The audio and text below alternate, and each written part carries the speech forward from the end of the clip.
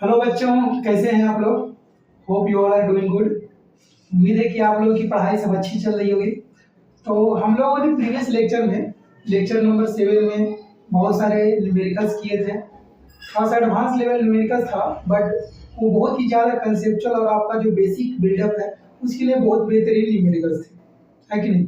तो चलिए आज हम लोग उसी सीरीज को कंटिन्यू करते हैं और कुछ न्यूमेरिकल्स देखने के बाद आज हम लोग बात करेंगे कि किस तरह से किसी रिंग के सेंटर पर इलेक्ट्रिक फील्ड जनरेट होता है ना। तो चलिए हम लोग न्यूमेरिकल से स्टार्ट करते हैं। आप लोग लेक्चर को रेगुलरली देखिए और इसका साथ में आप लोग नोट्स भी बनाइएगा तभी आप लोगों को फायदा करेगा। चलिए, क्वेश्चन कुछ ऐसा है कि आपके पास इस तरह से एक यूनिफॉर्मली डिस्ट्रीब्यूटेड रेड है, ठीक है,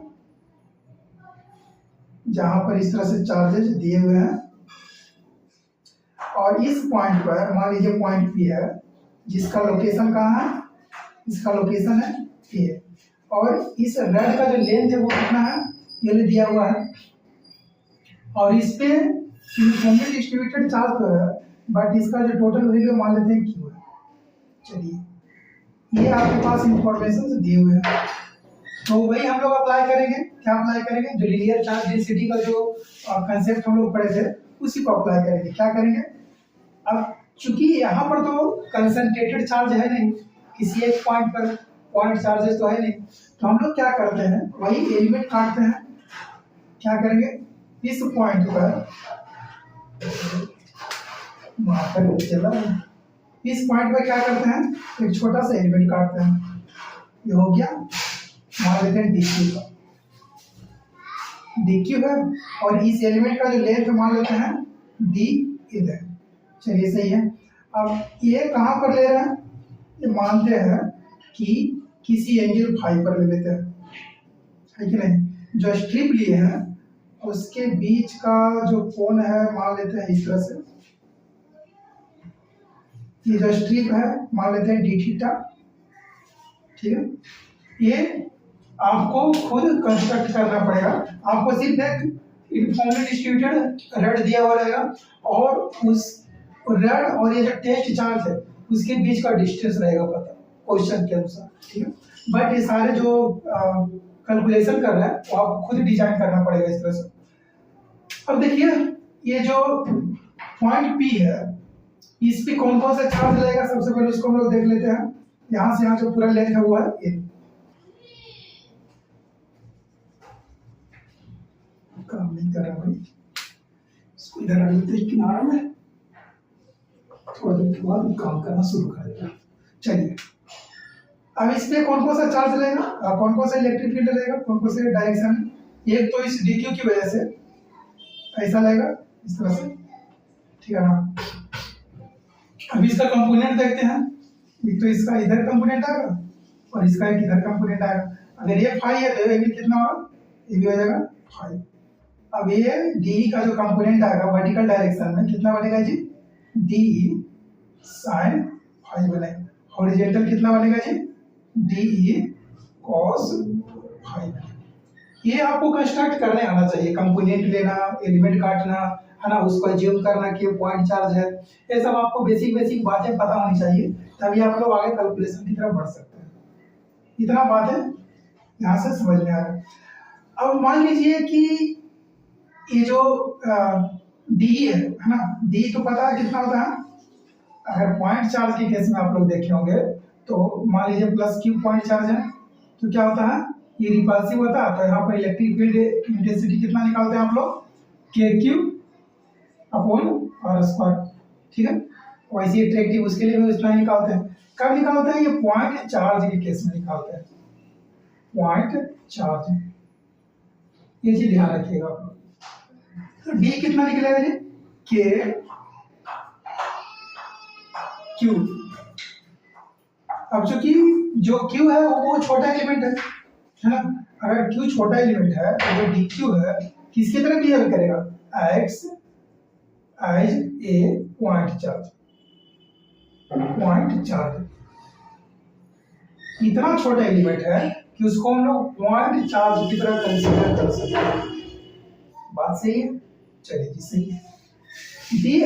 dq acts as a point charge, चलिए जी बढ़िया है, and d is equal to k times dq upon इसका डिस्टेंस कितना है, मान लेते हैं यहाँ से यहाँ जो दूरी है r है, ये दूरी दिया हुआ है a, और ये जो डिस्टेंस है मान लेते हैं इसको, चलिए ठीक है, k dq upon r square, ये बात है आपको समझ में आई। अब देखिए dq कहाँ से निकलेगा, जो dq निकलेगा वो कैसे निकलेगा, आपको बताए थे लीनियर चार्ज डेंसिटी के बारे में, है ना, या चार्ज पर यूनिट लेंथ के बारे में। क्या होता है, अगर पूरे रड पर देखें तो क्या निकलेगा Q/L, बट अगर छोटा एलिमेंट पर देखेंगे तो क्या निकलेगा dq अपॉन dl निकलेगा, है ना। और जो dl है dq एलिमेंट माने है, इस पॉइंट से मान लेते हैं कितना l डिस्टेंस पर, ये स्मॉल l डिस्टेंस पर, ठीक है। इस तरह से यहाँ पर क्या है dq एलिमेंट काटे हैं, तो dq यहाँ से क्या लिख सकते हैं भाई, dq बराबर लैम्डा टाइम्स dl।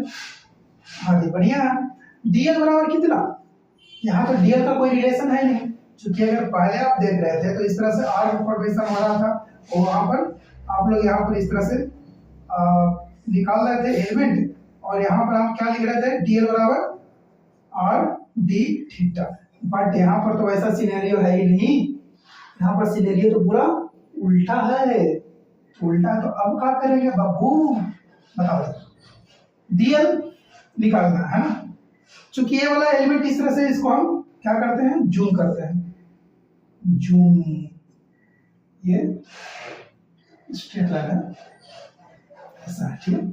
ये वैल्यू कितना है, ये 5 है कि नहीं, ये वैल्यू कितना है a है, और ये कितना है ये l है, और ये वाला कितना है ये r मान लीजिए। चलिए ये आपके क्वेश्चन के अनुसार दिया हुआ है, तो इसको हम लोग कंस्ट्रक्ट कर लिए, आगे बढ़िया है। चलिए अब क्या करते हैं कि हमको निकालना है dl का वैल्यू, है ना। dl का वैल्यू कैसे निकलेगा, अगर हम यहाँ से रिलेशन एस्टेब्लिश करें tan फाई कितना होता है l अपॉन a होगा, tan फाई वाला कितना होगा l upon perpendicular upon base हो गया, है ना, l अपॉन a हो गया। तो यहाँ से आप देखिए कि जो l बनेगा वो कितना का नंबर बनेगा, a इंटू tan फाई बनेगा, बात समझ में आया। अब यहाँ पर तो हमको l चाहिए नहीं, हमको चाहिए क्या dl, अगर दोनों तरफ आप डिफरेंशिएट कर दीजिए फाई के रेस्पेक्ट में तो क्या होगा, इसको देखिए तो जरा, इसको यहाँ पर थोड़ा सा कैलकुलेशन देख लेते हैं।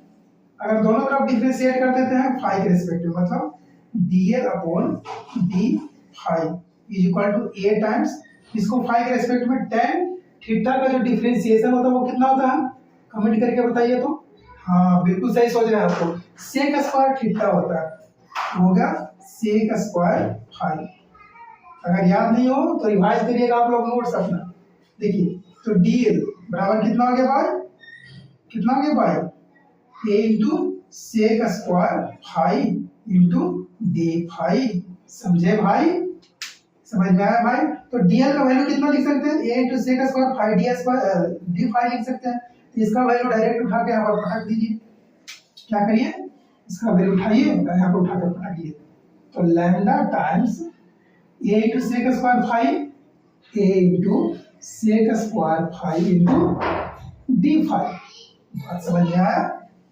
चलिए जी आगे, ये हो गया lambda into a into sec square phi into d phi. अब इस dq का वैल्यू कहाँ रखना है, यहाँ पर रखना है, इस dq का वैल्यू किस लिए निकाले हैं, यहाँ पर रखने के लिए निकाले हैं, तो k इंटू लैम्डा a sec square phi into d phi upon r square, ये बात समझ में आ गया होगा। आर को यहाँ कुछ देख सकते हैं क्या, आप देखिए ध्यान से इस ट्रायंगल को, बड़ा ध्यान से देखिएगा, ट्रायंगल को कुछ नजर आ रहा है, ए और आर में कुछ रिलेशन है, बिल्कुल है, ए अपॉन आर मतलब बेस अपॉन हाइपोटेन्यूज में क्या रिलेशन होता है, cos थीटा का रिलेशन होता है। यहाँ से लिख सकते हैं cos फाई बराबर a upon r base upon hypotenuse, तो यहाँ पर हो गया r बराबर कितना a अपॉन cos फाई हो गया।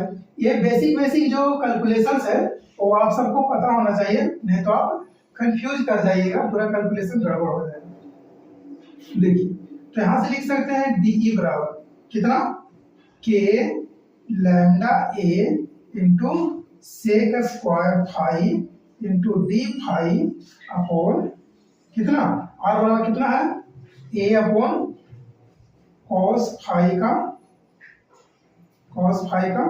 Whole square. ये बातें क्लियर हुई, इसको कैलकुलेट कर देते हैं इधर साइड में। मास्टर साहब कहाँ कहाँ कैलकुलेशन करवाइएगा आप। चलिए इधर देखिए, के लैम्डा इंटू ए, अब ये कॉस स्क्वायर फाई ऊपर जंप किया, डायरेक्टली इसको लिख देते हैं, that is equal to K lambda into a into sec square phi into d phi into cos square phi, है कि नहीं भाई, cos square phi divided by नीचे कितना है ए स्क्वायर लिख दिए बराबर, ये इधर का कैलकुलेशन है भाई, इधर वाला देखिए ए स्क्वायर और ये नीचे सॉरी ए स्क्वायर और ये यहाँ पर तो कैंसिल आउट हुआ। अब देखिए सेक स्क्वायर फाई और कॉस स्क्वायर फाई, चूंकि जो सेक होता है कॉस का रेसिप्रोकल होता है कि नहीं, तो दोनों कैंसिल आउट हो गए, कितना बना 1 बन गया। तो k lambda upon a into कितना हो गया डी फाई, तो अपने पास जो DE का वैल्यू आया कितना आया, के lambda upon a into d phi.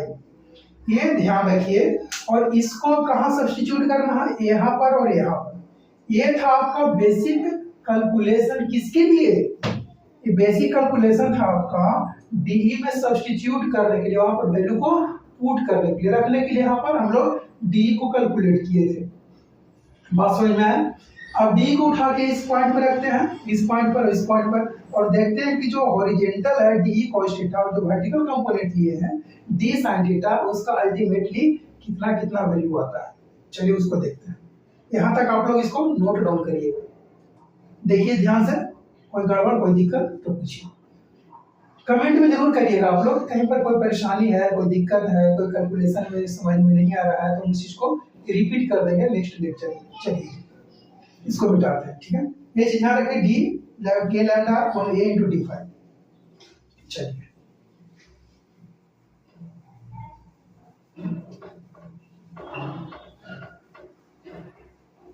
यहाँ तक क्लियर हुआ है, तो आगे का जो रास्ता है वो आसान है।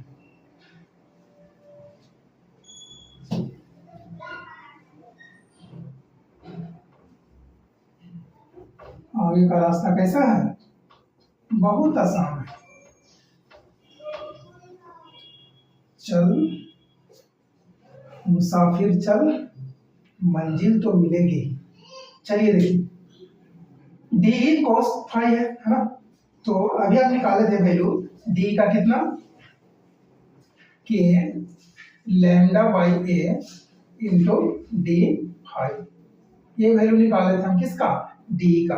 अब जो हॉरिजॉन्टल कंपोनेंट है, हॉरिजॉन्टल कंपोनेंट को बहुत सारे बुक्स में आप लोग इस तरह से भी देखते होंगे, कहीं पर आप EX देखते होंगे, है ना, एक्स डायरेक्शन में, कहीं पर आप ई परपेंडिकुलर देखते होंगे। परपेंडिकुलर मतलब ये आपका जो यूनिफॉर्म डिस्ट्रीब्यूटेड बार है और इसके परपेंडिकुलर एक्सिस, यहाँ पर परपेंडिकुलर है ना जी, देखिए यहाँ पर आपका यूनिफॉर्म डिस्ट्रीब्यूटेड बार है, ठीक है, और यहाँ पर ये हो गया परपेंडिकुलर एक्सिस। तो यहाँ पर जो EX है ये वाला, इसीलिए इसको ई परपेंडिकुलर ही बोलता है। देखिए दोनों के बीच का एंगल 90 डिग्री, ई परपेंडिकुलर, ठीक है। या कहीं पर इसको बोलता है ई हॉरिजॉन्टल, EH हॉरिजॉन्टल डायरेक्शन में ले रहा है इसलिए EH। तो कंफ्यूजन नहीं होना है, इस तरह से अलग अलग नेमिंग कर सकता है, EX, E perpendicular, EH, something like that. So don't worry about that, what we have to do now, DE cos phi, and now substitute the value of D, k lambda upon a into d phi, k lambda by a into d phi cos phi. Now if we see closely, we find that there is a variation between phi, right? So all the dq element will vary accordingly to phi. Phi, that means phi from, okay, phi कहाँ से कहाँ तक very करेगा, that will vary from here, from this point to this point. Here all the variation goes in the form of phi. This to this. Let it be theta 1 and this to be theta 2. Any objection? No. No sir, not objection at all. Okay. So if we integrate the whole element dq in from theta 2 to theta 1, if we integrate the whole element from theta 2 to theta 1, we get all the electric fields which is generated on this uniformly distributed bar due to a test charge at P. Right sir, हम क्या बोल रहे हैं कि अगर हम यहाँ से यहाँ तक इंटीग्रेट करते हैं theta 2 to theta 1, theta 2 to that means here to this point, हम लोग को क्या मिलेगा? डीई का वैल्यू मिलेगा, इलेक्ट्रिक फील्ड का वैल्यू मिलेगा। चलिए जी करके देख लेते हैं। बस इतनी सी बात सर। क्या बात कर रहे हैं सर, इतना सा नहीं करेंगे हम? बिल्कुल करेंगे। चलिए जी करके बताते हैं सर आपको, बिल्कुल करके बताइए। देखिए हम रेफरेंस लाइन किसको माने? रेफरेंस आपको पहले बताते हैं कि रेफरेंस को यहाँ पर बड़ा ध्यान से समझना है। हम रेफरेंस माने हैं इस लाइन को, ये वाला लाइन को। ये जो लाइन दिख रहा है ना, ध्यान से देखिए, ये जो लाइन दिख रहा है इसको माने हम रेफरेंस लाइन। इसके और हम मान रहे हैं थीटा को, तो इस रेफरेंस लाइन के नीचे जो बनेगा वो कितना बनेगा? बनेगा माइनस थीटा 2 और इसके ऊपर बनेगा थीटा 1। तो इस रेफरेंस को बड़ा ध्यान से देखना है कि रेफरेंस माने किसको है? इस लाइन को माने हैं। और इसके नीचे का जो कोण है माइनस थीटा 2 और इसके ऊपर का जो कोण है थीटा 1 है। बहुत बढ़िया सर। अब इसके अंदर क्या क्या वैल्यूज है? के lambda upon a, k lambda by a into cos phi d phi. समझ में आया भाई? अब इसको इंटीग्रेट करिए, जो कांस्टेंट टर्म है उसको बाहर निकालिए, k lambda upon a constant term है, इसको बाहर निकाल के फेंकिए। K lambda by a integration minus theta 2 से थीटा 1, ठीक है, cos phi d phi. Directly इसको देख लेते हैं। cos फाई डी फाई का इंटीग्रेशन कितना होता है? cos फाई डी फाई का इंटीग्रेशन होता है sir sin phi minus sin phi. मत बोल दियो, तो खोपड़ी में घुस के छेद कर देंगे। देखिए cos फाई का कितना होता है? sin phi. sin फाई कहां से कहां लिमिट रखना है? माइनस थीटा 2 से थीटा 1 रखना। बहुत बढ़िया सर। अब देखिए इसमें क्या करते हैं हम लोग लिमिट रखते समय? फाइनल माइनस इनिशियल करते हैं। तो k lambda by a times sine theta 1 minus sine of minus theta 2। ये बच्चे बहुत सारे गलती करते हैं कि माइनस डायरेक्टली थीटा 2 रख देते हैं। देखते हैं कि अच्छा अच्छा माइनस लिखा हुआ है, इसका मतलब माइनस थीटा 2। अब यहाँ पर कैलकुलेशन गड़बड़ हो जाएगा। गड़बड़ का होगा माइनस, अब चूंकि sine theta, sine of minus theta कितना होता है? माइनस साइन थीटा होता है। तो k lambda upon a times sine theta 1 minus minus plus sine theta 2।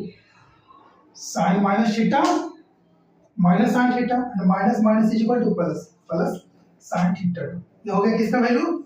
E in x direction का। चलिए इसको हम कहीं किनारा में लिख देते हैं। कितना आ गया जी? ई एक्स वैल्यू का। अब इसके बाद हम ई वाई वैल्यू भी कैलकुलेट करेंगे, इसलिए हम इसको किनारा में लिख रहे हैं। देखिए ई एक्स बराबर कितना आ गया?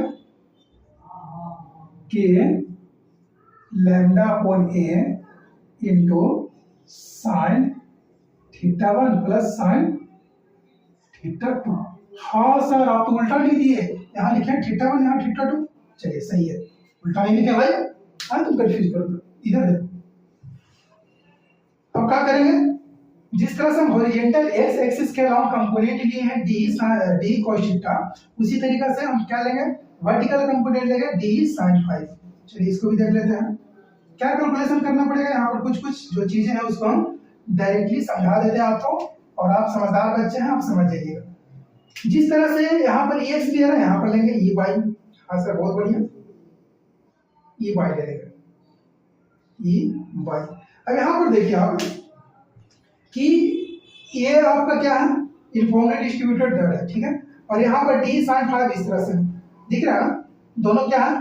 पैरेलल है। पहले इस तरह से ओके, और इस तरह से यहाँ पर था और यहाँ पर परपेंडिकुलर। अब ऐसा है पैरेलल मतलब एक कंपोनेंट और एक कंपोनेंट सॉरी ये जो यूनिफॉर्मली डिस्ट्रीब्यूटेड बार है वो क्या है पैरेलल है। तो अब इसको पैरेलल परपेंडिकुलर के स्थान पे पैरेलल भी लिख सकते हैं इसको पैरेलल या इसको वर्टिकल भी लिख सकते हैं। तो ऐसा नहीं बोलना है कि सर अब तो ई वाई बताया जाए लेकिन हमारी किताब में तो ई वर्टिकल लिखा हुआ है या लिखा हुआ है ई पैरेलल लिखा हुआ है। आप तो गलत पढ़ा दिए सर। गलत नहीं है बच्चों, दोनों सेम ही है बट दोनों का जो रिप्रेजेंटेशन है वो डिफरेंट तरीका से हम लोग कर सकते हैं। चलिए जी सही बात है। अब यहाँ पर साइन फाई है तो चलिए इसको साइन फाई कर देते हैं साइन फाई। ठीक है, यहाँ पर K lambda upon a d phi into sine phi, K lambda upon a d phi into sine phi. चलिए ये भी सीखे, जो बोलिएगा सर वो ठीक है। यहां पर क्या हो गया साइन फाई, लेकिन ये ठीक नहीं है सर। क्या ठीक नहीं है? यहाँ पर आप रेड से लिखे थे, यहाँ पर ब्लू से लिख दिए। क्या करे भाई, रेड का सही से चल ही नहीं रहा है इनके, क्या कर सकते हैं। देखो अब साइन फाई का जो इंटीग्रेशन होता है वो कितना होता है माइनस कॉस फाई होता है। हाँ कॉस फाई ना लिखियो बाबू, मतलब ब्लंडर मिस्टेक हो जाएगा। साइन फाई का कितना हो जाएगा कॉस माइनस कॉस फाई होगा, माइनस कॉस फाई। क्योंकि देखो ना भाई अगर इसको करते हैं माइनस कॉस फाई फिर इसको डिफरेंशिएट करते हैं तो कितना आएगा कॉस का माइनस साइन थीटा और माइनस माइनस प्लस फिर जाएगा साइन फाई। तो उसी रूप में तो आना चाहिए। बात समझ में आ रहा? जिस रूप में हम इसको अलग किया उस रूप में फिर उसको हम जोड़ने पर वही रूप आना चाहिए कि नहीं आना चाहिए? आना चाहिए सर। तो वही हम कहिए हैं। अब देखो कितना करेंगे हम इसको कॉस माइनस को बाहर निकालिए। ठीक है माइनस भाई इसके बाद थोड़ा सा हटाना पड़ेगा पूरा। चलिए सर पूरा हटा देते हैं। आप जैसा बोलिएगा सर वैसा ही करना ही पड़ेगा बच्चों, तो सीखोगे कैसे। के lambda by a times minus को बाहर निकालिए सर, माइनस को बाहर निकालते हैं थीटा वन को गुड करते हैं कितना बनेगा कॉस थीटा वन माइनस। अब cos minus theta equal to कितना होता है cos of minus theta equal to cos theta ही होता है। फॉर्मूला आपको रिवाइज करना चाहिए कॉस माइनस थीटा 2। ठीक है चलिए ठीक है। यहाँ पर हो गया कितना k lambda by a times कितना हो गया कॉस, या बाहर में एक माइनस टर्म घूम रहा है इसको भूलना नहीं है, माइनस कितना हो गया कॉस। अब इसको डायरेक्टली सोल्व कर देते हैं ना बाबू, इसको माइनस को अंदर लेके चल जाते हैं बार बार लिखिए तो cos theta 2 minus cos theta 1। बात समझ में आया कैसे आया? देखिए माइनस हो गया माइनस प्लस ही होगा क्योंकि cos minus theta 2 cos theta 2। अब ये माइनस का इफेक्ट कोई पड़ेगा नहीं इसके ऊपर क्योंकि यहाँ पर से माइनस बाहर तो निकल नहीं रहा। जैसे साइन क्या था कि माइनस बाहर निकल रहा था इसलिए वहां पर प्लस हो रहा था, यहाँ पर से साइन माइनस बाहर नहीं निकल रहा इसलिए एज इट इज रहा था। तो कितना हो गया अब चूंकि माइनस वाला जो बाहर टर्म है अंदर घुसा इसको प्लस बना दिया और इसको माइनस बना दिया। कैलकुलेशन समझ में आ गया? चलो बढ़िया, ये हो गया आपका ई बाई। हाँ सर बहुत बढ़िया, ई बाई का वैल्यू इतना आ गया और ये इसका वैल्यू इतना आ गया। चलिए इतनी बातें समझ में आई, अगर आई होगी तो बहुत अच्छी बात है, अगर नहीं आई होगी तो इसको दोबारा से आप देखिएगा, ध्यान से देखिएगा और साथ में नोट्स बनाते जाइएगा तभी आपको बातें समझ में आई होगी। हाँ चलिए इसके ऊपर थोड़ा सा एक बेसिक क्वेश्चन देख लेते हैं, एकदम छोटा सा बच्चा सा क्वेश्चन देखते हैं। चलिए इसको मिटाते हैं, चलिए इसको क्या करते हैं मटा देते हैं, मटा देते हैं।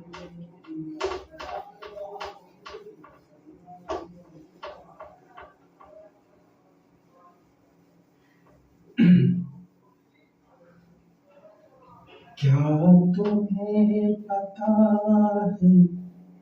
है गुलशन मेरे लुलुआने आलू कलियां बिछाना राहों में हम दिल को बिछाने वाले हैं। ये पहली बार का मिलना भी कितना पागल कर देता है, कुछ कुछ होता है सांसों में पर ना जानू क्यों होता है। बाहों में भर के वो मुझको मदहोश कराने वाले हैं, कलियां न बिछाना रानी, हम दिल को बिछाने वाले हैं, क्या तुम्हें पता है गुलशन।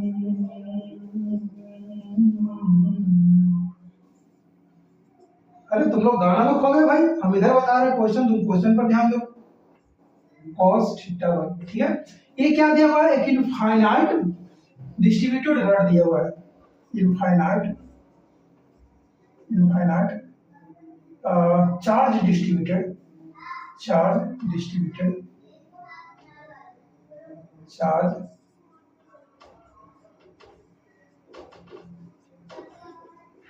ठीक है, जिसका लेंथ मान लेते हैं ये लेंथ। हाँ जी बहुत बढ़िया। इसका ये डिस्टेंस पर निकालना है कि कितना इलेक्ट्रिक फील्ड जनरेट करेगा। अच्छा अब देखिए इनफाइनाइट है ना बाबू, तो क्या होगा ये जो वैल्यू बनेगा थीटा टू का और ये theta one, sorry theta two theta one मान लेते हैं, जो कि थीटा टू है और ये थीटा वन, ये जो वैल्यू बनेगा इनफाइनाइट है, मतलब ऐसा कुछ सीमित नहीं है। ये जो वैल्यू बनेगा धीरे धीरे धीरे धीरे बढ़ता चल जाएगा, मतलब ये इसके पार है, बोर्ड के ऊपर है ना, इस तरह से पूरा हॉरिजॉन्टल हो जाएगा। तो देख रहे हैं आप कैसा बढ़ रहा है, यहाँ पर ये है ऐसा यूनिफॉर्मली डिस्ट्रीब्यूटेड रॉड है, और ये जो लाइन बन रहा वो धीरे धीरे धीरे धीरे एंगल बढ़ जाएगा, एंगल बढ़ जाएगा, एंगल बढ़ जाएगा, और एक समय ऐसा आएगा जो पूरा पैरेलल हो जाएगा, है कि नहीं। तो मतलब ये पूरा 90 डिग्री बनेगा, किसके 90 डिग्री, इससे 90 डिग्री, इस लाइन के 90 डिग्री, ऐसा कुछ बनेगा। तो देखा ना थीटा वन कितना हो रहा है, 90 डिग्री हो रहा है।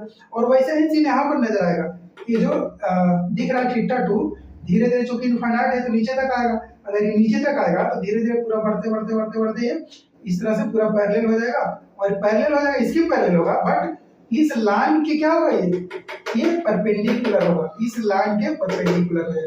तो आप देख रहे हैं कि यहाँ पर जो थीटा टू है और थीटा वन है वो कितना बन रहा है, 90 डिग्री बन रहा है, 90 डिग्री बन रहा है, मतलब यहाँ पर सब्स्टिट्यूट क्या करेंगे 90 डिग्री, और यहाँ पर भी 90 डिग्री करिए सब्स्टिट्यूट 90 डिग्री। तो EX अगर इसको 90 करते हैं तो EX बराबर कितना बनेगा, 90 कितना हो गया, 1 बनेगा, तो हो जाएगा k lambda upon a times कितना हो गया 2, ठीक है, that is 2k lambda by a, इतना हो गया। बट अगर इसमें रखते हैं, कौन से में, मतलब ई वाई वाला में कितना रखेंगे तो हो जाएगा यहाँ पर 90, यहाँ पर 90, तो k lambda upon a into 1 minus 1 that is equal to 0। अब बताइए आप लोग जीरो क्यों हो रहा है, जीरो इसीलिए हो रहा है क्योंकि ये यूनिफॉर्मली डिस्ट्रीब्यूटेड रॉड है ना, और इस तरह से अगर ये चलेगा तो क्या होगा, ये जो बाई कंपोनेंट है इसको ध्यान से देखिए, बाई कंपोनेंट है जो ऊपर वाला और नीचे वाला, इसका ऊपर का पोर्शन इस P के अबाउट, इसके ऊपर का पोर्शन और नीचे का पोर्शन जो क्या होगा एक दूसरे को कैंसिल आउट करेगा, ऐसा हो जाएगा, ठीक है, इसको और इसको क्या कर देगा, ये कैंसिल आउट करेगा। अब इसमें बचेगा क्या चीज, सिर्फ हॉरिजॉन्टल कंपोनेंट आएगा, इसीलिए ई बाई का वैल्यू यहाँ पर क्या हो रहा है, जीरो हो रहा है। यहाँ से आप चीजों को समझ सकते हैं कि किस तरह से थीटा के साथ ये जो इक्वेशंस है k lambda upon into sin theta 1 plus sin theta 2 very कर सकते हैं। इसको आप लोग बाय हार्ट याद कर सकते हैं, क्योंकि अगर बोर्ड एग्जाम्स में अगर क्वेश्चंस आएगा तो इतना आप लोग सॉल्व नहीं करना है, क्या करना है डायरेक्ट वहां पर रिजल्ट का यूज करना है, ठीक है। चलिए जी, ये तो था पिछले लेक्चर का कहानी कुछ बचा हुआ, उसके बारे में हम लोग बात किए। अब देखिए हम लोग बात करते हैं, क्या बात करते हैं, एक रिंग के सेंटर पर, उसके सेंटर पर जो एक्सिस है वहां पर कितना इलेक्ट्रिक फील्ड जनरेट होगा उसके बारे में थोड़ा सा बात कर लेते हैं। चलिए सर बात करिए, हाँ बोलिएगा सर बात करिए, हम ना बोलेंगे, ऐसा कभी होता है, अब हाँ बोलिए तो हम हाँ बोलेंगे। जो तुमको नापसंद वो ना बात करेंगे, जो तुमको नापसंद वो ना बात करेंगे, तुम दिन को अगर रात को रात कहेंगे, जो तुमको नापसंद वो न बात कहेंगे। चलिए इधर देखिए क्या करते हैं, electric field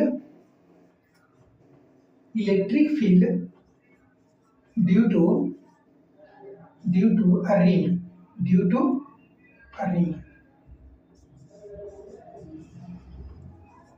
at its axis. कहां पर? इसके एक्सिस पर electric field due to ring. Okay, ऐसा हमारे पास एक रिंगवा है, रिंगवा, रिंगा नहीं, ये गाना नहीं है ना। चलो यहाँ पर प्लस कहा सर आप हर बात पर गाना निकाल देते हैं, कितना गाना याद किया? अरे ऐसा कुछ नहीं भाई,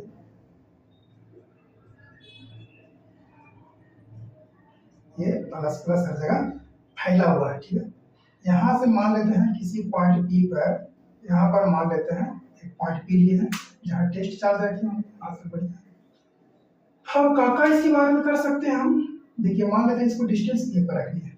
चलिए सर बढ़िया, यहाँ पर मान लेते हैं इसका जो रेडियस है वो कितना है, आर मान लेते हैं। चलिए सर ये भी मान लेते हैं, है ना। अब क्या किए हैं, इस पॉइंट पर एक एलिमेंट कट किए, ऐसा ऐसा ऐसा मान लेते हैं। इसका जो चार्ज है वो डी क्यू है, और इस एलिमेंट का जो लेंथ मान लेते हैं वो है डी एल मान लेते हैं।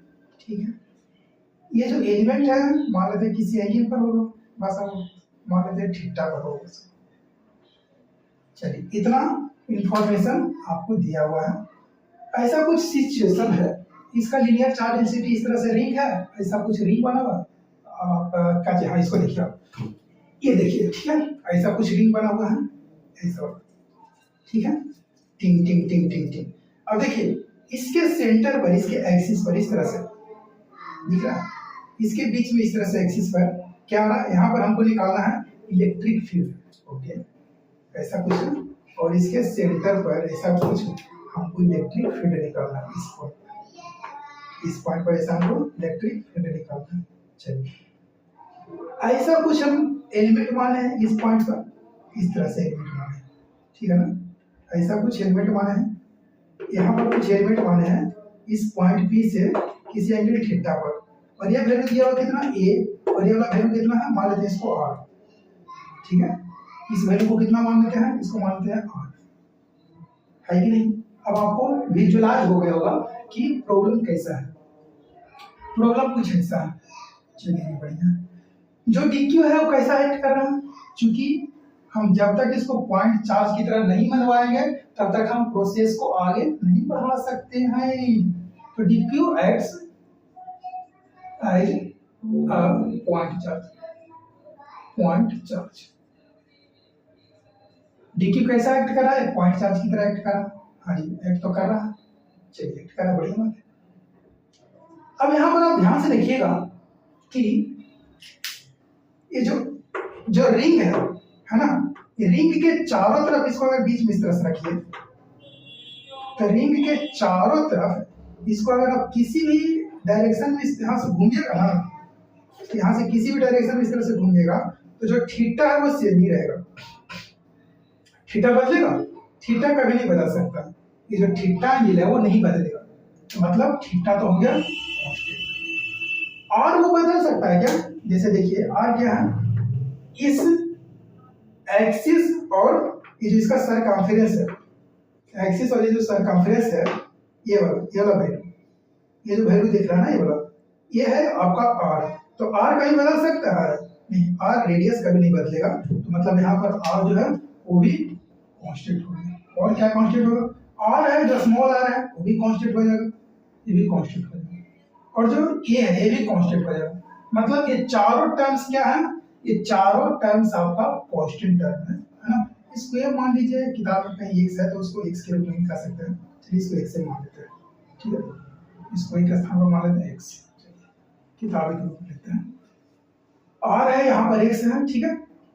अब इसको पूरा का जो टर्म्स है इसको मान लेते हैं कांस्टेंट। कांस्टेंट मानना नहीं है, ये कांस्टेंट है, ठीक है। क्योंकि dq सिर्फ चारों तरफ अलग अलग जो लोकेशन है वहां पर dq सिर्फ चेंज हो रहा है, बट हम अगर dq को इंटीग्रेट कर दें सैलो से तो क्या होगा, वो टोटल क्यू बन जाएगा। तो यहाँ पर क्या है, कांस्टेंट है, कांस्टेंट्स है ना। चलिए सही है। अब देखिए क्या है, वही कंसेप्ट यूज करेंगे।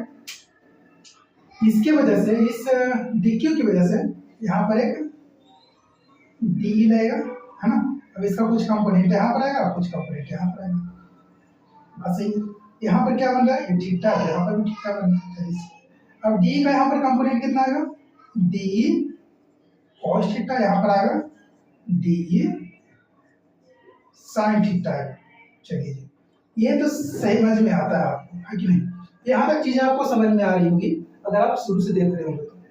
चलिए सही। अब आप यहाँ पर देखिए कि अगर ऐसा ही एलिमेंट यहाँ पर ले लें, जिस तरह का एलिमेंट यहाँ पर लिए हैं वैसा ही एलिमेंट अगर इस पॉइंट पर ले लें, इसके बॉटम पे, इसको आप ध्यान से खाली देखिएगा, खाली फील्ड लेना है।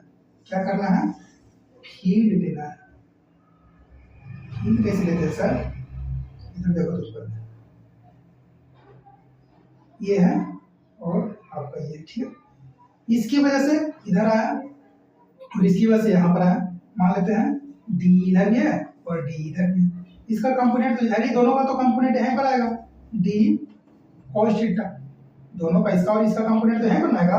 बट जो वर्टिकल कंपोनेंट्स होंगे डी ई साइन थीटा और यहाँ पर डी ई साइन थीटा, ये क्या करेगा, एक दूसरा को कैंसिल आउट कर देगा।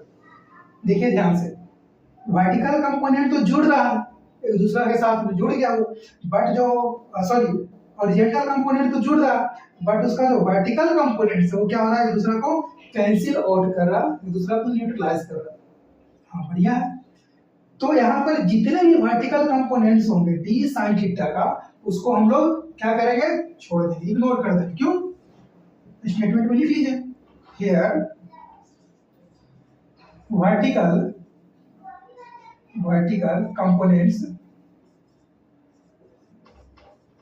कौन सा है, डी साइन थीटा, क्या करेगा, cancels each other due to symmetricity. Symmetricity के कारण जो इसका वर्टिकल कंपोनेंट्स है वो एक दूसरा को कैंसिल आउट कर देगा, न्यूट्रलाइज कर देगा। ऐसा बात है सर, हाँ जी ऐसा ही बात है। ये जी समझ में आया आपको, हाँ समझ में आ गया। तो यहाँ पर क्या बचा, डी cos थीटा बचा, इसको नोट कर लेते हैं। तो जो बचा अल्टीमेटली क्या बचा, डी cos थीटा। अब डी का वैल्यू कितना आएगा, चलिए इसको भी देख लेते हैं। डी जो बचेगा वो कितना बचेगा, डी बराबर K d q upon r square, r square आ गया। इसका वैल्यू यहाँ पर सब्स्टिट्यूट कर देते हैं, कितना, k d q by r square into cos theta. इसको अगर इंटीग्रेट करिएगा आप लोग, ठीक है ना, तो आ जाएगा पूरा ई नेट, इंटीग्रेट मतलब पूरा रेंज के लिए बराबर। अब इसमें कांस्टेंट क्या क्या है, जो भी कांस्टेंट है वो सब इंटीग्रेशन से बाहर आ जाएगा, k upon r square into cos theta, क्योंकि थीटा आर एक्स जो भी है सब कांस्टेंट है, तो k upon r square into cos theta integration of dq। ये सारे टर्म्स क्या हैं, कांस्टेंट टर्म्स है, के आर स्क्वायर cos थीटा। ऐसा नहीं कि पहले की तरह आप लोग थीटा को अंदर रख के उसको इंटीग्रेट करना शुरू करिएगा, ऐसा नहीं करना है।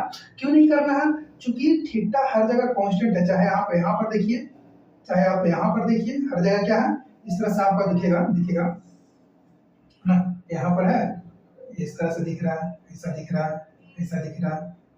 तो ये कहीं पर भी देखिएगा जो थीटा है हमेशा नॉर्मल के रेस्पेक्ट में कांस्टेंट ही रहेगा, इस तरह से, ठीक है। तो थीटा कांस्टेंट है तो cos थीटा को बाहर निकालिए।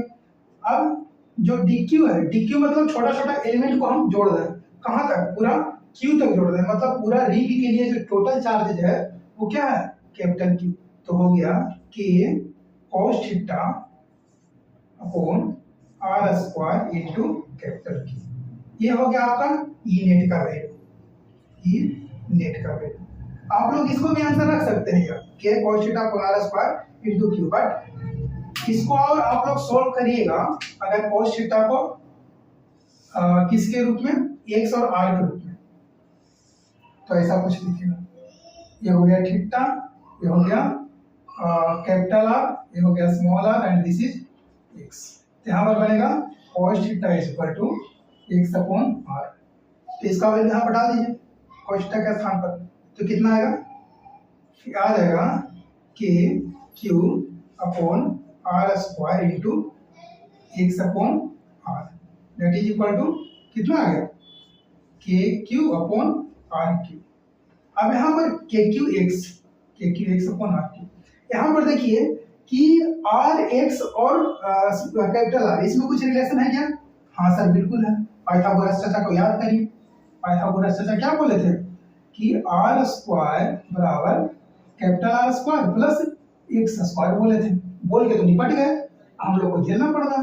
तो आर बराबर कितना होगा, अंडर रूट ऑफ या फिर कह दिए r square plus x square whole to the power 1/2। अब इस वैल्यू को यहाँ पर सब्स्टिट्यूट करिए आर क्यू के स्थान पर। चलिए कहाँ पर लिखें, यहाँ पर लिख लेते हैं, इसको मिटा, ठीक है, इसको आप हटाइएगा, यहाँ पर इसको लिख देते हैं, इसको नोट कर लेंगे आप लोग, यहाँ पर लिखते हैं इसको, देखिए k q upon r q, k q upon r q into x बराबर, अब आर का स्थान पर कितना लिखना है, ये वैल्यू लिखना है, ये वाला वैल्यू यहाँ पर डाल देते हैं, तो के क्यू अपॉन कितना है r square plus x square whole to the power 3/2 into x, ठीक है। ये वैल्यू आपका रिलेशन जो आया आपका किसका आया, ई नेट का रिलेशन आया, नेट इलेक्ट्रिक फील्ड का रिलेशन आ गया, k q x upon r square plus x square whole to the power 3/2 into x. ये बोर्ड के रिस्पेक्ट में या बोर्ड के पर्सपेक्टिव से बहुत इंपॉर्टेंट रिलेशन है, इसको आपको याद रखना है ना, इसका जो इक्वेशन है, ठीक है, इसको ध्यान रखना है आपको। अब चलिए इसमें कुछ केसेस बनते हैं, क्या क्या केसेस बनता है कि अगर x बराबर 0 हो जाएगा तो वहां पर इलेक्ट्रिक फील्ड का वैल्यू कितना होगा, x अगर इंफिनिटी आएगा तो वहां पर कितना होगा, और उसके बीच में कहीं पर उसका वैल्यू किस तरह से वेरी करेगा। क्योंकि x के रिस्पेक्ट में वेरिएशन हो रहा है, तो अगर हम पॉइंट चार्ज को यहाँ रखते हैं, यहाँ रखते हैं, यहाँ रखते हैं, कैसे कैसे वेरी करेगा इसके बारे में हम लोग बात करते हैं। यहाँ तक आप लोग पहले नोट करिएगा और इस रिलेशन को ध्यान रखिएगा, ये बड़ा इंपॉर्टेंट रिलेशन है, VVI है, ठीक है, इंपॉर्टेंट चीज है। चलिए आगे बताते हैं, यहाँ पर मिटाते हैं, वेरिएशन देखते हैं, इसको मिटाने के बाद चलिए इसको हटा देते हैं।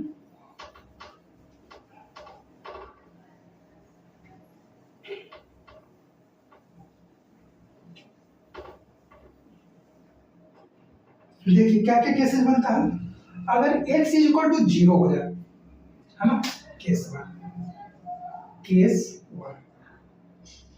केस वन मतलब जैसा आपके पास इस तरह से रिंग था, है ना, रिंग में हम लोग इस तरह से x को ले रहे थे और यहाँ पर पॉइंट भी था, x हम लोग कहाँ से स्टार्ट करें, यहाँ से नहीं, x हम लोग स्टार्ट किए यहाँ से, यहाँ पर इस पॉइंट से हम लोग x को वेरी करना शुरू किए हैं।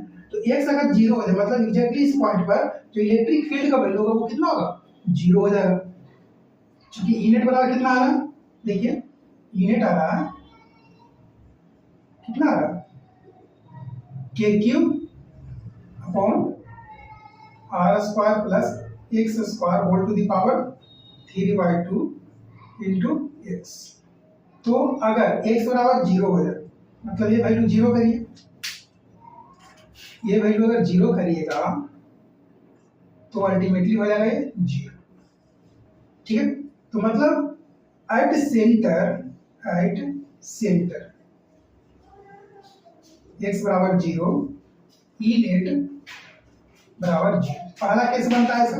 दूसरा केस देखिए क्या है, दूसरा केस मानते हैं कि अगर x बहुत बड़ा वैल्यू है, बहुत बड़ा मतलब कितना बड़ा, जैसे मान लेते हैं केस 2, इफ एक्स इज बहुत बहुत बहुत बहुत बड़ा है आर से, है ना। इस क्या है, 7 नहीं है भाई, कोई 7 समझ रहा, अरे बाबू तुमको कैसे बताओ, आर ग्रेटर ग्रेटर ग्रेटर है, ठीक है, ग्रेटर वैल्यू एक्स है। अगर ग्रेटर वैल्यू है तो हम क्या कहेंगे, r square plus x square को अप्रोक्सीमेटली एक्स स्क्वायर नहीं कर सकते हैं, r square plus x square कितना कर सकते हैं, तो इक्वेशन में इसको पुट करिए, ई नेट बराबर कितना, के क्यूब अपॉन कितना है, इसको डायरेक्टली मानिए एक्स स्क्वायर, अब x square to the power 3/2 2 से 2 कैंसिल बचा कितना, x to the power 3 into x बराबर k cube by x square. अब इसको देख के कुछ ख्याल आ रहा है, तुमको देखा तो एक ख्याल आया, क्या ख्याल आ रहा है देखिए, अब यहाँ पर आ गया आपका चूड़ी, है ना, चूड़ी करना और मेरे सजना, चलिए इधर देखिए, ये है आपका रिंग जिसके चारों तरफ यूनिफॉर्मली डिस्ट्रीब्यूटेड चार्ज है। अब इस रिंग को अगर बहुत दूर से देखते हैं, इस रिंग को अगर बहुत दूर से देखते हैं, जैसे मान लेते हैं बांसुरी है, चलिए कहीं तो बांसुरी का है, देखिए ये आपका रिंग है, यूनिफॉर्मली डिस्ट्रीब्यूटेड रिंग है। अब इस रिंग से हम बहुत दूर पर देख रहे हैं, इतना दूरी पर देख रहे हैं, तो क्या अगर उस पॉइंट से आप देखिएगा तो आपको इसके चारों तरफ का जो चार्जेज है वो पॉइंट चार्ज की तरह नजर आएगा। अब जैसे जैसे दूरी बढ़ाइएगा वैसे वैसे पॉइंट जो रिंग है जहां पर यूनिफॉर्मली डिस्ट्रीब्यूटेड है चार्ज, वो और छोटा होते चला जाएगा। बात समझ आ रहा है, जैसे जैसे हम दूर जाएंगे ये जो रिंग है वो छोटा सा नजर आएगा इस तरह से, अगर इनफाइनाइट पर जाएंगे तो हम छोटा सा पॉइंट चार्ज की तरह एक्ट करेगा। तो यहाँ पर इक्वेशन भी देख सकते हैं, के अपॉन आर एक्स स्क्वायर, और यही जो रिलेशन होता है के अपॉन एक्स स्क्वायर किसी पॉइंट चार्ज के लिए भी यूज होता है। तो यहाँ से तो कंफर्म हो गया कि जैसे जैसे हम एक्स का वैल्यू बढ़ाएंगे वैसे वैसे ये जो रिंग है जहाँ यूनिफॉर्मली डिस्ट्रीब्यूटेड चार्जेज है वो एक पॉइंट चार्ज की तरह बिहेव करना शुरू कर देगा। हाँ सर, ये चीज तो हमको भी दिख रहा है ना। चलिए अगर मान लेते हैं एक और केस लेते हैं, क्या केस लेते हैं सर, एक और केस लेते हैं, केस नंबर 3, केस 3, इसमें क्या होगा sir, if x tends to infinity, अगर हम x को इन्फिनिटी मान लेते हैं, इन्फिनिटी मतलब ये वैल्यू बहुत बड़ा है, अब वैल्यू बहुत बड़ा है तो वहां पर जो टेस्ट चार्ज है वहां पर इस डिस्ट्रीब्यूटेड रिंग पर, जो रिंग है जिसपे चार्ज डिस्ट्रीब्यूटेड है उसका कोई प्रभाव नहीं पड़ेगा। बात समझा रहा है, ये जो रिंग है ये रिंग है, अगर बहुत दूर हम लेते हैं टेस्ट चार्ज यहाँ पर लेते हैं अनंत पर ले लेते हैं तो इसकी वजह से उस पर प्रभाव पड़ेगा नहीं पड़ेगा, तो इसलिए वहां पर भी क्या होगा, इलेक्ट्रिक फील्ड जीरो ही होगा। तो यहाँ पर इलेक्ट्रिक फील्ड का वैल्यू जो होगा वो क्या होगा, जीरो। ऐसे भी रिलेशन से देख सकते हैं कि x अगर टेंड्स टू इन्फिनिटी तो k अपॉन इन्फिनिटी बराबर 0, ऐसे भी आप समझिए। तो यहाँ से 3 रिलेशन या 3 कंक्लूजन हमको समझ में आ रहा। इस रिलेशन को देखिए k upon r square plus x square whole to the power 3/2 into x, ये चीज आपको बाय हार्ट याद रखना है। और इस रिलेशन के लिए हम लोग अलग अलग केस देखें। अब चलिए इसका हम लोग ग्राफ बनाते हैं इस रिलेशन के लिए, इसके ऊपर एक छोटा सा क्वेश्चन कर लेते हैं और उस क्वेश्चन में जो e का जो मैक्सिमम वैल्यू होगा वो कितना होगा, उसका ग्राफ किस तरह से वेरी करेगा उसके बारे में थोड़ा सा हम बात कर लेते हैं, है ना। बस छोटा सा थोड़ा सा और टाइम दीजिए। चलिए इसको वाइप आउट करते हैं, मिटाते हैं। मजा आ रहा है आप लोगों को पढ़ने में, है ना। चलिए मजा आ रहा है तो अच्छी बात है, नहीं मजा आ रहा है इसका मतलब आप लोग मेहनत नहीं कर रहे हैं। काम में मजा आना चाहिए, है ना? जिस काम में मजा ना आए उस काम को छोड़ दो, वो काम तुम्हारे लायक नहीं। चलिए एक क्वेश्चन देखते हैं छोटा सा। देखिए आपके पास एक क्वेश्चन है, for a uniform charge ring जिसका जो टोटल चार्ज है वो q है एंड उसका रेडियस r है, find the value of x such that e net is maximum. x का एक ऐसा वैल्यू निकालिए जहां पर जिस x पॉइंट पर जो नेट इलेक्ट्रिक फील्ड है वो मैक्सिमम होनी चाहिए। ऑल्सो कैलकुलेट ई मैक्स, और उसी पॉइंट पर ई मैक्स का भी वैल्यू निकालना है, इलेक्ट्रिक फील्ड का भी वैल्यू निकालना है। Also draw graph of E net sorry E versus X, E और एक्स का ग्राफ भी प्लॉट करना। चलिए इसमें 3 क्वेश्चन है, देखते हैं बारी बारी से। सबसे पहले आपको क्या निकालना है, एक लोकेशन निकालना है जहां पर इलेक्ट्रिक फील्ड मैक्सिमम हो। तो मैक्सिमम के लिए हम लोग क्या करते हैं, dy अपॉन dx बराबर 0 करते हैं। तो अपने पास जो नेट इलेक्ट्रिक फील्ड है, ई नेट का वैल्यू दिया हुआ है, कितना दिया हुआ है, दिया हुआ है k q upon r square plus x square whole to the power 3/2 into x। ये वैल्यू दिया आपका किसका, नेट इलेक्ट्रिक फील्ड का 3/2, ठीक है। अब मैक्सिमम के लिए क्या करेंगे, dE अपॉन dx बराबर 0 करेंगे। चलिए यहाँ पर आप देख रहे हैं कि नॉर्मल इक्वेशन नहीं है, u अपॉन v के रूप में यहाँ पर इक्वेशन दिया हुआ है। तो u अपॉन v के रूप में जब भी इक्वेशन आता है तो उसके लिए हम लोग कैसे डिफरेंशिएट करते हैं, du upon v is equal to कितना लिखते हैं, इज इक्वल टू लिखते हैं v times du by dx minus u times dv upon dx divided by v square. इस तरह से हम लोग डिफरेंशिएट करते हैं जब भी u अपॉन v के रूप में कोई इक्वेशन दिया हुआ हो तो, ठीक है। आप लोग को ध्यान होगा, आप लोग कैलकुलस पढ़ेंगे डिफरेंशियल इक्वेशन है ना, ये डिफरेंशिएशन। देखिए इनेट बराबर इतना है, अब इसको इसी तरीके से हम डिफरेंशिएट करते हैं। तो dE अपॉन dx बराबर कितना कहेंगे, देखिए KQ कांस्टेंट है तो KQ बाहर आ गया, बचा कितना, इसमें U है ना, U तो V टाइम्स इतना करते हैं तो लिखते हैं r square plus x square whole to the power 3/2 into इसका डिफरेंशिएशन कितना होगा, 1 हो गया माइनस। अब इसको एज इट इज छोड़ते हैं, U को एज इट इज छोड़ दिए ऊपर वाला को, अब इसको डिफरेंशिएट करते हैं। तो मतलब x टाइम्स इसको डिफरेंशिएट करेंगे तो कितना आएगा, r square plus x square, अब कितना है 3/2 है तो 3/2 बाहर आ गया, यहाँ पर लिख देते हैं हम 3/2 यहाँ पर x हो गया, ठीक है। यहाँ पर कितना हो गया -1 मतलब 1/2 times a x to the power n का डिफरेंशिएशन कितना होता है, a into x to the power n - 1 होता है, वही यहाँ पर हम किए हैं। अब जो अंदर का एंटिटीज है उसको डिफरेंशिएट करिए, कितना आ जाएगा, इसको 2x आ जाएगा, कोई दिक्कत। फिर उसके बाद क्या करना है, नीचे वाला जो v है, नीचे वाला जो टर्म दिख रहा है ना, उसको स्क्वायर कर देना, इसका स्क्वायर करना है, कितना करेंगे, r square plus x square whole to the power 3/2 का स्क्वायर है, मतलब 3/2 का अगर स्क्वायर करेंगे तो कितना होगा, 2 से 2 कैंसिल आउट हो जाएगा, बचेगा कितना, सिर्फ 3 बचेगा, इतना बचेगा, ठीक है। ये चीज समझ में आया होगा आपको, इतना, ठीक है। अब d अपॉन dx बराबर 0 होगा, 0 होगा तभी तो मैक्सिमम वैल्यू निकाल सकते हैं x के लिए, ठीक है। क्या होगा, kq उधर गया 0 हो गया, ये भी उसके साथ 0 के साथ मल्टीप्लाई हुआ 0 हो गया, बचा क्या, ये फैक्टर बचा, जो भी फैक्टर बचा उसको निकाल देते हैं।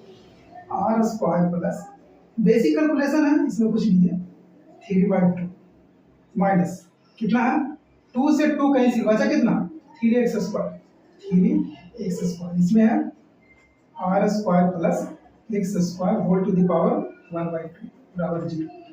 ये इसके साथ गया 0 हो गया, क्या क्यों नीचे डिवाइड हुआ 0 हो गया, बचा कितना, सिर्फ ये वाला टर्म बचा, इसको सॉल्व कर लिया।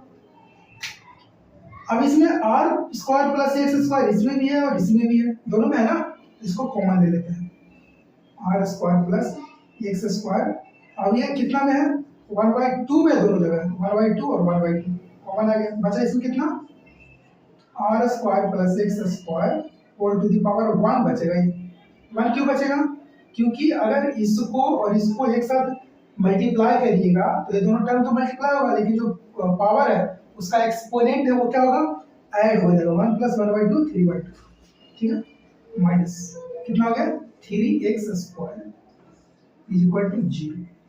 अब आप यहाँ से बताइए कि एक टर्म का भी 0 हो सकता है, r square plus x square to the power 1/2 under root of r square plus x square कभी भी जीरो नहीं होगा। क्यों नहीं होगा?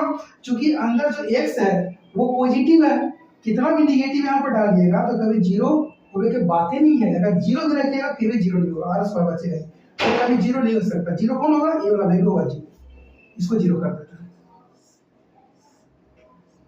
तो r square plus x square minus 3x square बराबर जीरो। यहाँ पर से कितना हो गया? R square minus 2x square बराबर जीरो। ठीक है, यहाँ से आर स्क्वायर बराबर कितना आ गया? 2x स्क्वायर आ गया। आर स्क्वायर बराबर 2x स्क्वायर आ गया। तो यहाँ से x का वैल्यू कितना आ गया? आर x का वैल्यू यहाँ से आएगा plus minus r by root 2, है कि नहीं? अब x का वैल्यू इतना आ गया, हमको निकालना क्या? एक वैल्यू तो आपका निकाल गया। Find the value of x such that it is maximum. एक वैल्यू निकल गया आपका। अब इसी x के वैल्यू पर जो आपका e का वैल्यू वो भी मैक्सिमम होगा, है कि नहीं? इसी x वैल्यू पर plus minus r upon root 2 पर जो e का वैल्यू है वो भी मैक्सिमम होगा। चलिए उसको भी कैलकुलेट करते हैं। इसको आप नोट करिए पहले, इसको बाद नोट करिए, उसके बाद उसको बताते हैं e का वैल्यू मैक्सिमम कितना होगा, उसको देख लेते हैं। चलिए नोट करिए। ठीक है,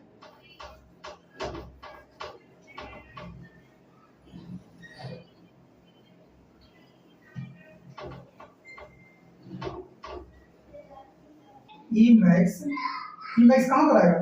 eight x is equal to plus minus r upon root 2 पर आएगा। ई मैक्सिमम के वैल्यू कितना है? K q upon r square plus x square whole to the power 3/2 times x. ठीक है, अब इस वैल्यू को इसमें अगर सब्स्टिट्यूट करेंगे तो ई का वैल्यू मैक्सिमम आएगा। चलिए देखते हैं करके। ई मैक्सिमम बराबर कितना? के क्यू बाई, इसमें वैल्यू डालिए। चलिए आर स्क्वायर प्लस एक्स वाला कितना है? आर वाई टू का आर वाई रूट टू का स्क्वायर, इसको डायरेक्टली कर देते हैं। आर वाई रूट 2 का स्क्वायर कितना हो जाएगा बताइए? आर स्क्वायर बाई 2 हो जाएगा, whole raise to power 3/2 times ये कितना है? एक्स बराबर आर वाई रूट 2। क्योंकि मैक्सिमम वैल्यू पूछा है ना, इसलिए हम पहले से वैल्यू ले रहे हैं, आर वाई रूट 2 ले रहे हैं। ठीक, बराबर के क्यू, यहाँ पर सोल्व करिए इसको। के क्यू बाई 3r स्क्वायर हो जाएगा, 3r square by 2 whole raise to power 3/2 into r by root 2, है कि नहीं? इसको सोल्व करिएगा आप लोग तो रूट 2 है, 3/2 है, क्या चल जाएगा? ऊपर में चल जाएगा। देखिए इस तरह से कुछ दिखेगा आपको, के क्यू इंटू आर टाइम्स ऊपर में क्या नीचे रूट 2 नीचे है तो नीचे छोड़ देते हैं, 2 है ऊपर में चल जाएगा कितना? रूट 2 टू द पावर 3, बाकी नीचे में आ जाएगा कितना? Root 3 to the power 3 into कितना हो गया? R square to the power 3/2 मतलब आर क्यूब बराबर। इसको सॉल्व करिए। रूट 2 यहाँ पर रूट 2 टू द पावर 3 कितना बनेगा बताइए? 2√3 बनेगा। ये के Q R cube cancel out हो जाएगा, बचा नीचे आर स्क्वायर 2√2 बाई कितना है? रूट 2 से रूट 2 कैंसिल, रूट 2 इंटू 3√2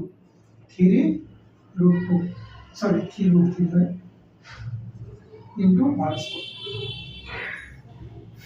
के क्यू इंटू 2√2 रूट 2 टाइम्स इतना, अब क्या क्या कैंसिल हो रहा है देखिए, रूट 2 ऑलरेडी आपको कैंसिल किया है, ये वाला बचा कितना? बचा है ई मैक्स का जो वैल्यू आया कितना आ गया? ई मैक्स और कितना? 2 के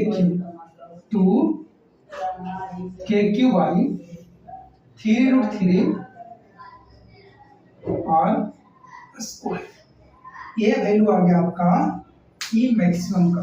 बात समझ में आया? चलिए अब इसमें एक और क्वेश्चन बोला, E max graph of E versus X, E और एक्स के बीच का ग्राफ प्लॉट करना है। चलिए जी वो भी देख लेते हैं कि कैसे हम लोग ग्राफ प्लॉट कर सकते हैं ई और एक्स का। चलिए यहाँ तक बात समझ में आ रहा है आपको? बहुत बढ़िया। आगे देखिए,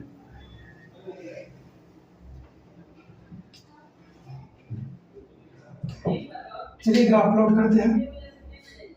ग्राफ ई वर्सेस एक्स का इस तरह से कोऑर्डिनेट है आपका,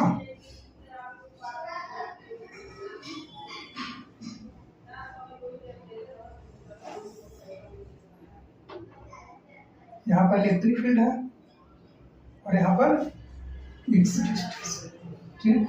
यहाँ पर आपका रिंग का है,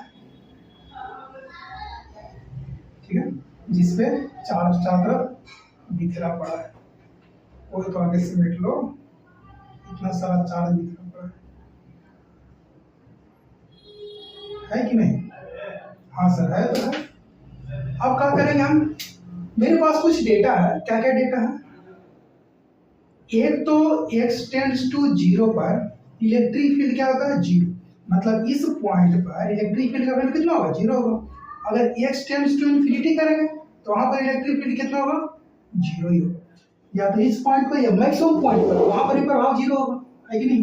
मतलब टेस्ट चार्ज को यहीं पर क्या होगा? 0 होगा इलेक्ट्रिक फील्ड। अगर वही टेस्ट चार्ज को उठाकर अनंत पर रखेंगे, वहां पर कोई प्रभाव नहीं पड़ेगा, वहां पर इलेक्ट्रिक फील्ड 0 होगा। तो और एक चीज आपको बता दें कि अगर कोई पॉइंट चार्ज इस तरह से है तो यहाँ पर इलेक्ट्रिक फील्ड क्या होगा? इधर की तरफ डायरेक्शन में है तो क्या होगा? ये प्लस होगा, इधर के डायरेक्शन में तो क्या होगा? माइनस ही होगा। बस यही आपका साइन कन्वेंशन है और कुछ नहीं। ये चीज आपको ध्यान रखना है। ध्यान है? चलिए, बहुत बढ़िया। अब किस तरह से वेरी करेगा? कुछ ऐसा होगा, ऐसा कुछ होगा, है ना? ऊपर से आया, यहाँ पर भी 0, लास्ट में जाते जाते 0, और इस तरह से कुछ यहाँ पर इस पॉइंट पर मैक्सिमम होगा। चलिए, यहाँ पर वैसे ही कुछ आएगा,